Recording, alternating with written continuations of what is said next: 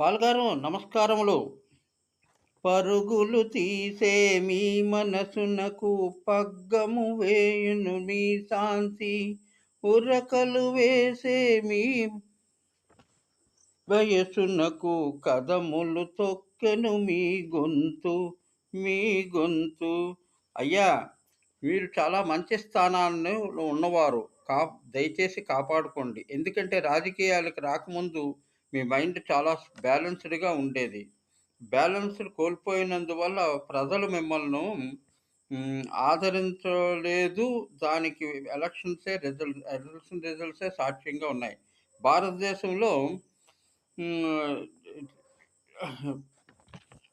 భారతదేశంలో హిందూ జనాభా ఎక్కువగా ఉన్నందున అమెరికా వంటి దేశంలో గెలిపించి ప్రయత్నించండి. వచ్చే ఎన్నికల్లో పోటీ చేస్తారా? అప్పుడు సత్యం అర్థమవుతుంది. మీ ముందు